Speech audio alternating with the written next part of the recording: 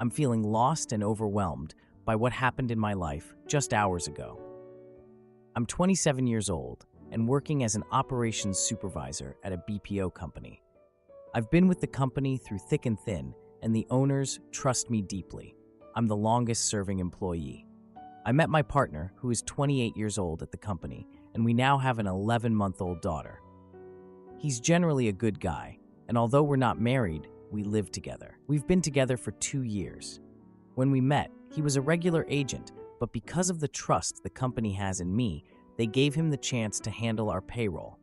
Our payroll process is still quite manual, so our salaries are paid in cash and counted by my partner manually before releasing.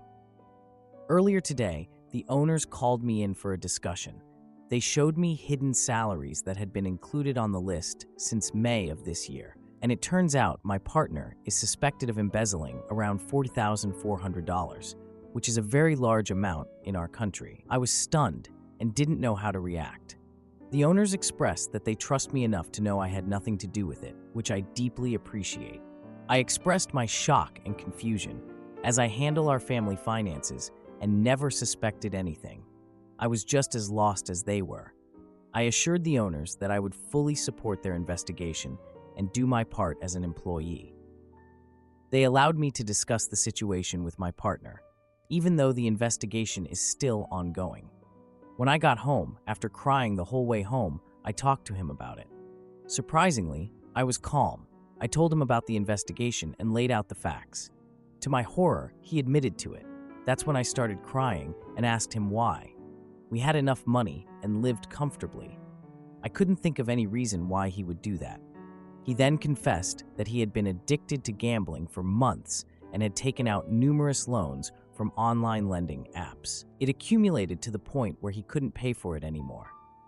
When he couldn't handle the harassment from the lending apps, he resorted to embezzling money from the company. I felt betrayed, tricked, sad, and angry all at once.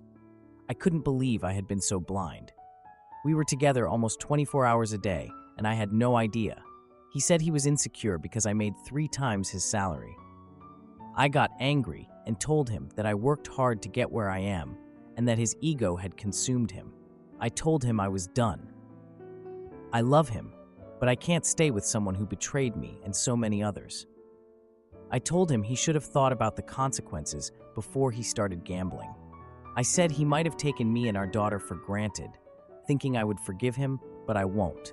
I refused to let my daughter and me be dragged down by his mess. I told him he could stay at the house for now, but needed to find another place to live because I don't want to see him. One more thing I asked of him is to not let this be hard for us. Set us all free and be each on our separate ways.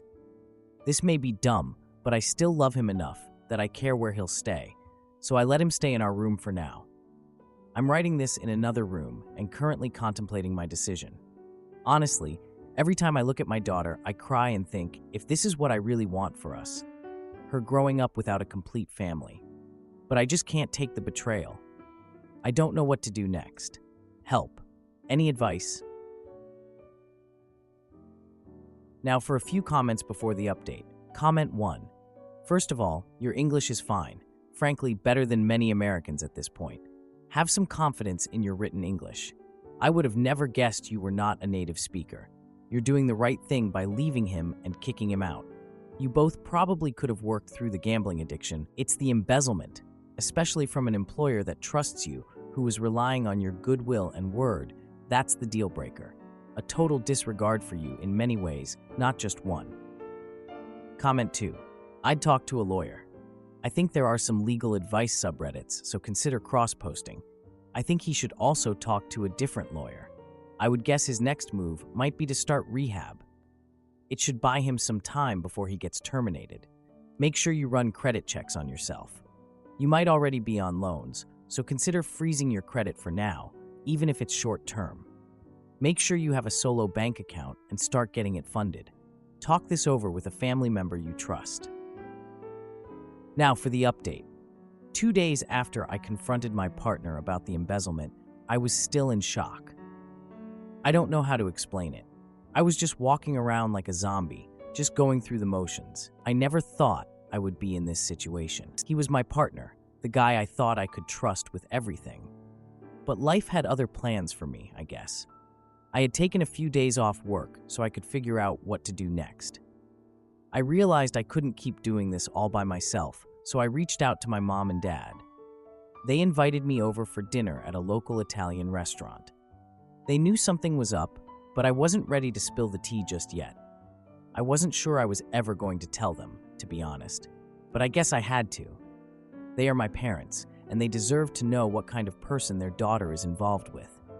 So there I was, sitting at the table, trying to act all normal. My mom asked how things were going with my partner.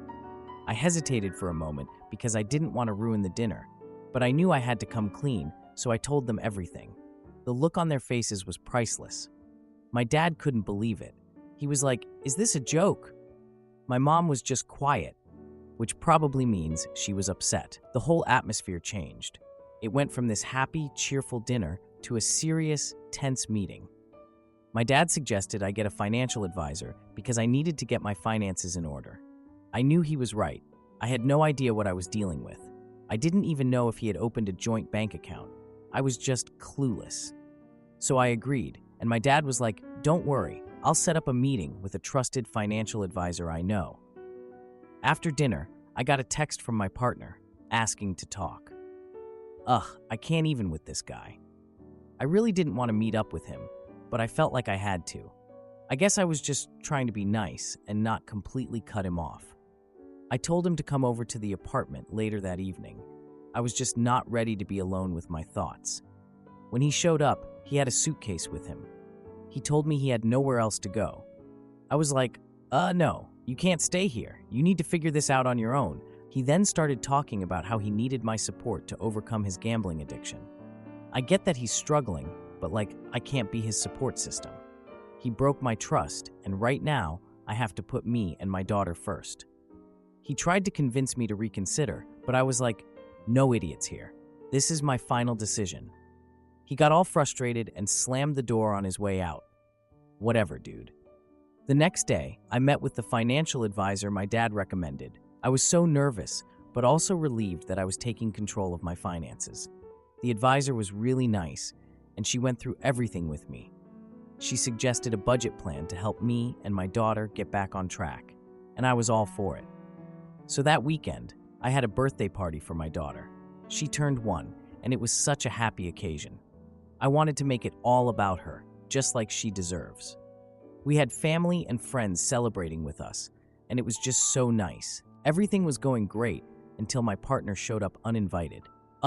Can you not? He just stood there, and I ignored him because I didn't want him to ruin the party. My daughter was so happy, and I just wanted to focus on that. He tried to come over to me, but my brother was right there. He stepped in and told my partner to leave. He was so firm about it, and I was just like, "Yes, protect me, please." After the party, I got a call from my partner's sister. She wanted to meet and talk about everything. I agreed to meet her at a nearby coffee shop the next day. I wasn't really looking forward to it, but I figured I had to hear her out. At the cafe, she shared that my partner had been struggling with addiction for a long time. She told me that he had sought help and was attending meetings. I was just kind of listening, but I stood my ground. I told her that I needed space and time. She kept pleading with me, asking me to give him another chance. I explained that I had to think about my daughter's stability and well-being first. She finally left, promising to talk to her brother about our conversation. A few days later, my partner texted me. He was apologizing and admitting he was in rehab. I didn't know what to think, honestly. He said he wanted to focus on his recovery. We decided to keep the communication open, but only about our daughter. I started planning a small family trip for just my daughter and me. We needed to get away and just enjoy each other's company. I can't believe how much has happened in just a few weeks. I'm finally starting to feel like myself again, and I'm so ready to take on this new adventure with my daughter. She's honestly the reason I've been able to keep going. I just want to focus on her and make sure she's happy and safe. I know it's going to be a tough journey ahead, but I think I can do it. I'm just hoping for the best. Wish me luck. Edit. I want to address some questions and comments that have been coming up. First, My partner had not opened any joint accounts, so I was in the clear financially. The financial advisor helped me set everything up in my name only. Luckily, my parents were supportive and helped me get back on my feet. I also wanted to clarify that I did not know about his gambling addiction before I met with his sister. She informed me about his past struggles, and I had no idea he was still dealing with this. As for the rehab center, he is attending a facility that focuses on gambling addiction recovery. I'm just taking things one day at a time. Am I the idiot for calling out my wife's drinking problem and feeling like I'm the only one trying in our marriage? My wife and I have been married now for 4 months and have been together for a total of 3 years. The last year or so has been really rough. Both of us have these recurring issues with each other that seem to make us resent one another. Her issue with me is that I don't listen, and as an extension of that, she says we keep fighting about the same things and circumstances because I'm not listening to her in the moment, or because I forgot a tip or point that she told me would have helped us in fights. Additionally, since we got married, I started an intense graduate school program, and she now says she is unhappy and feels alone with these issues a lot more. I'm her biggest stressor because of our relationship troubles. My issue with her is that she drinks. This has been a problem for almost 2 years now. It used to be a lot worse, a bottle or more every night, but it has improved a lot, a glass or two about 3 times a week. However, I feel like the second she starts drinking wine, regardless of how much she consumes, she starts treating me poorly, and I have to walk on eggshells around her. We both acknowledge these issues and have been trying to help our relationship, especially since the wedding.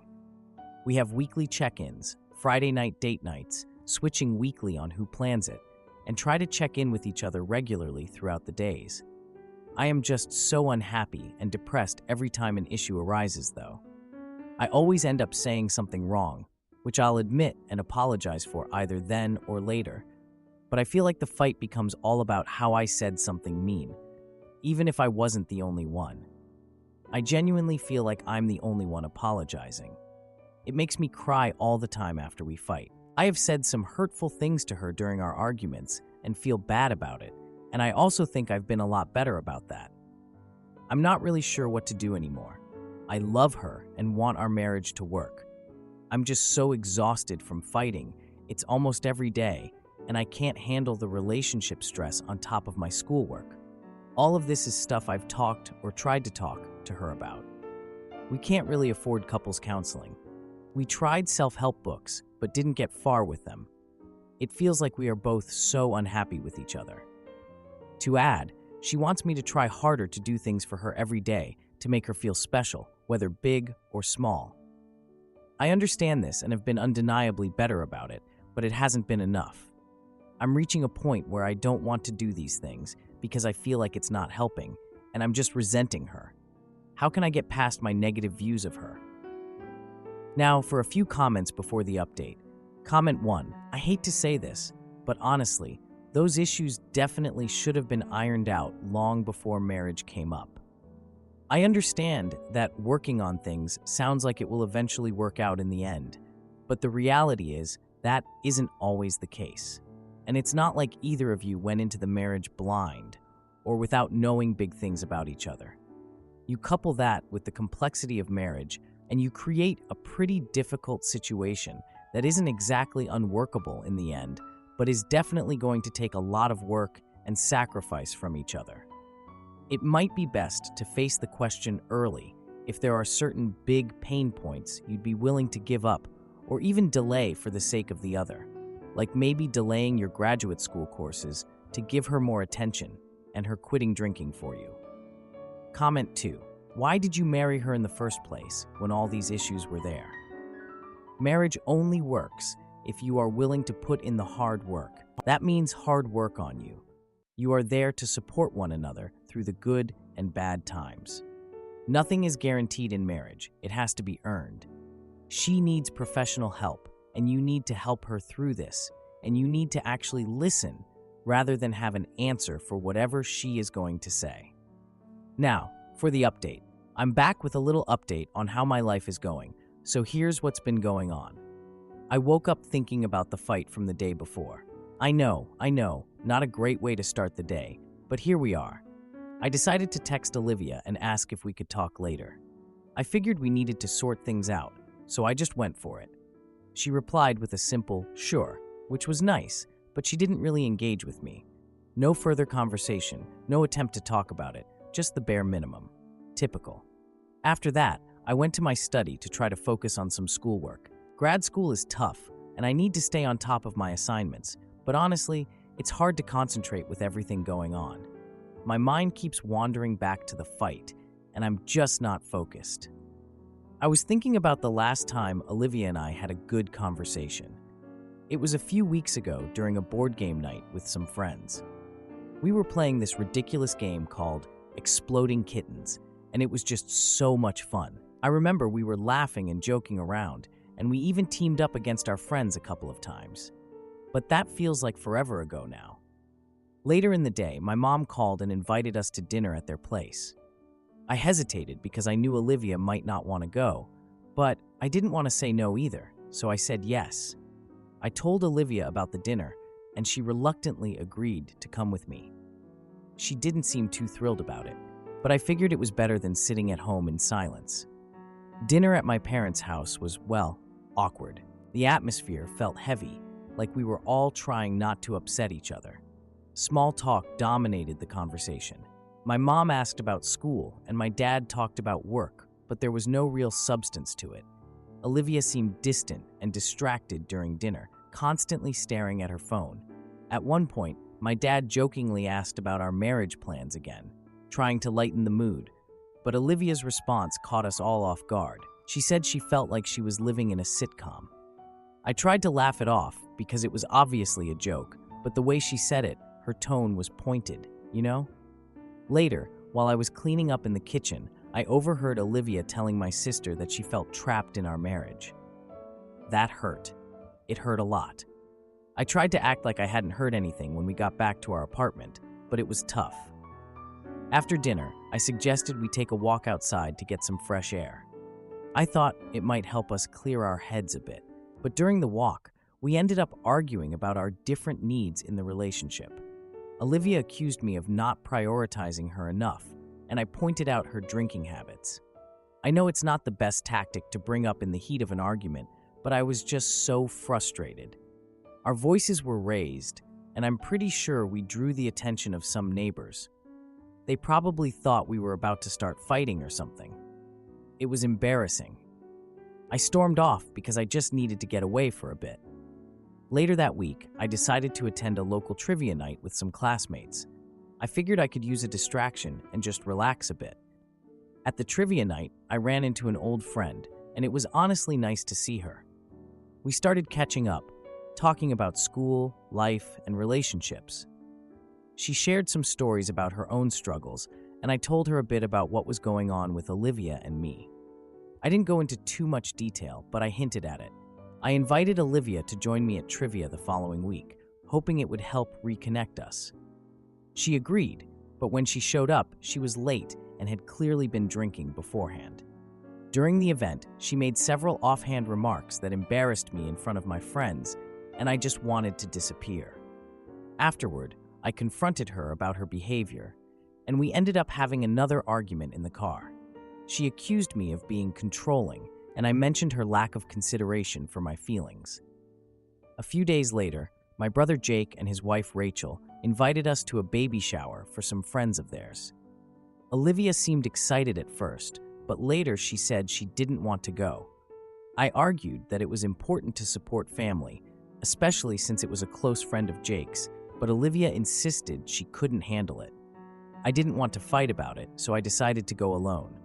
At the baby shower, I felt so out of place. Everyone was talking about their own relationships, their ups and downs, and I just sat there feeling super awkward. My parents asked about Olivia, and I brushed it off, feeling a mix of shame and frustration. When I got home, I found Olivia sitting on the couch with a bottle of wine. Not a good sign. We had a heated discussion about our current issues, and she finally admitted she was unhappy. I suggested we seek help, but she dismissed the idea, saying it was too expensive. I get that money's tight, but at this point, I think it's worth it. A few days after that, I found a series of messages on her phone from a mutual acquaintance. It raised some concerns for me, so I confronted her about it. She insisted they were innocent and meant nothing, but I couldn't shake the doubt lingering in the back of my mind. To answer a few questions, Olivia and I have been trying to reconnect through shared activities, but they haven't been successful lately. We are both feeling overwhelmed with school, work, and personal issues. The messages from the acquaintance were flirtatious, and while Olivia insists they were harmless, it still bothers me. Am I the idiot for questioning my boyfriend's commitment after 4 years of waiting? Next month will be mine, a 28-year-old woman, and my boyfriend's, a 30-year-old man, 4-year anniversary. We currently live together and have 2 dogs. Early on in our relationship, we discussed what we wanted in our future, and we both wanted to get married and have children. About a year ago, I asked my boyfriend when he thought he would get married, and he said he always saw himself dating someone for 5 or 6 years before getting married. I told him I wanted to get married before I was 30, so that worked for me if we were talking about being married by that time and engaged a year or so before. As our 4-year anniversary approaches, I have begun to feel like he doesn't feel anywhere near that. I asked him about it, and he said he feels emotionally inadequate. He said he feels worried that he cannot meet my needs of being affectionate enough, and the gap between him and me and how we are and what our needs are is emotionally draining even when he is not doing anything. He also brought up that he is a people pleaser and doesn't want our differences to slowly chip away at him. He mentioned that he loves our dogs but doesn't think he would ever want more. But he sees how I am with our dogs every day and what a big part of my life they are, so he feels like he can't take that away from me. However, if he doesn't, he is compromising what he wants. He also expressed concern that we may not want to live in the same place eventually, since my family lives across the country and his is nearby. We have had discussions about this in the past, and I have told him that I am pretty open to where we live, but I do want to live somewhere with a support system. His family lives nearby us for now, but his parents are planning on moving after they retire in about 5 years. My boyfriend would like to move as well, he just isn't sure where. He also mentioned that he doesn't feel ready to get married because he isn't where he wanted to be financially, career-wise, and he feels like he hasn't done a lot other than work. He said he pictured his life would be different at 30 than it is. I asked him if he felt like we were on a path that would lead to getting married and having children together, or if we are on a path that's not leading to that. He said he wasn't sure. I told him I need him to figure that out sooner rather than later, that I love him and I would marry him today. I don't think there is going to be a perfect time for anything, and having a partner shouldn't stop you from living your life and pursuing the things you want. I love him, and he is who I would choose to spend my life with, but I don't know where I should go from here. Is this pointless, even waiting for him to figure out if he sees a future with me or not, if we have already been dating for 5 years and lived together? If not, how long should I wait for him to give me an answer to that question? Should that be something he should already know? Any advice is appreciated. Too long, didn't read. My boyfriend of 4 years doesn't know if he sees us getting married or not. Now, for a few comments before the update. Comment 1. I read this as, if it weren't for the dogs, and if I weren't such a people pleaser, I'd break up with you. Take some time apart from him to clear your head.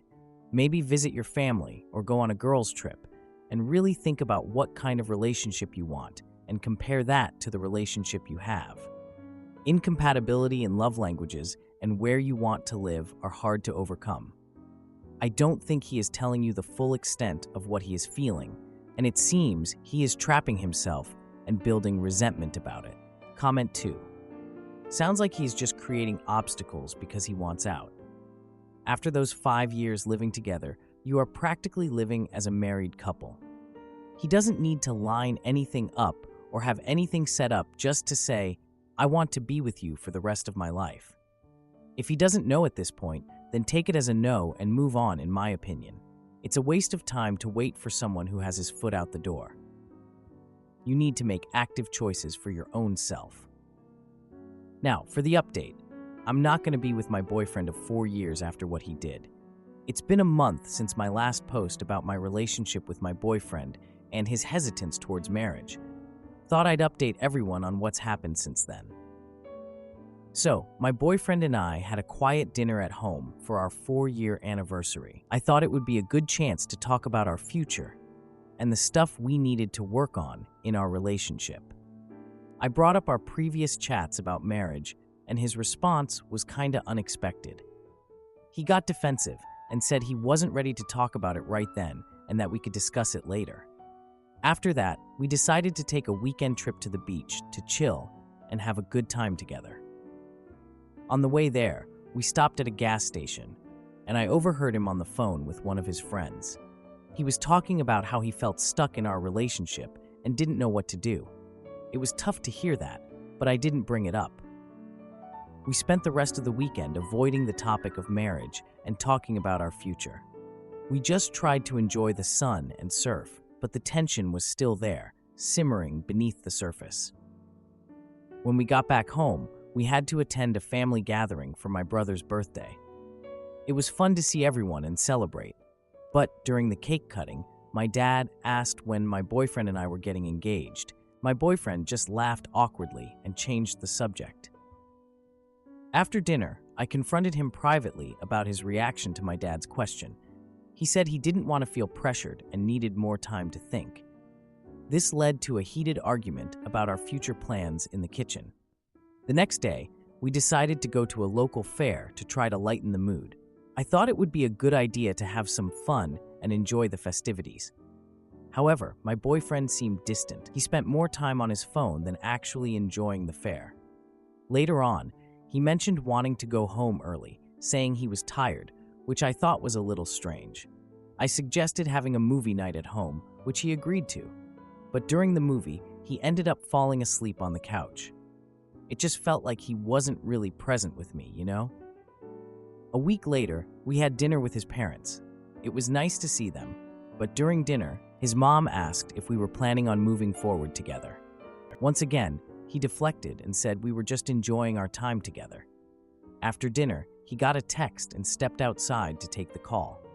I overheard him discussing plans with a friend about going on a trip alone. When he came back inside, I asked him about the call, and he seemed really evasive. The following weekend, we attended a wedding where I saw couples dancing and celebrating. It was beautiful, but my boyfriend avoided talking about our future and focused on the food and drinks instead. We ended up having a fight in the car on the way home. He suggested that maybe we should take a break to figure things out. The next day, I found a note he left on the kitchen counter mentioning the trip he was taking alone. It was really hard for me to process all of that. I just didn't get why he needed to go on a trip alone when we were supposed to be figuring things out together.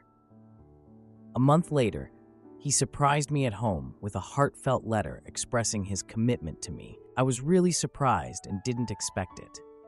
In the letter, he talked about the things we needed to work on and proposed a timeline for our relationship. He suggested that we would get engaged within the next year and would be married within 2 years. He also said he wanted to start a family with me within the next 3 years. I was really happy to hear that he had thought about our future and was committed to making things work. We talked about it, and I told him that I just needed to feel secure in our relationship. I needed to know that he wasn't going to run away or avoid things when they got hard. It was a tough conversation, but I feel like we made some progress.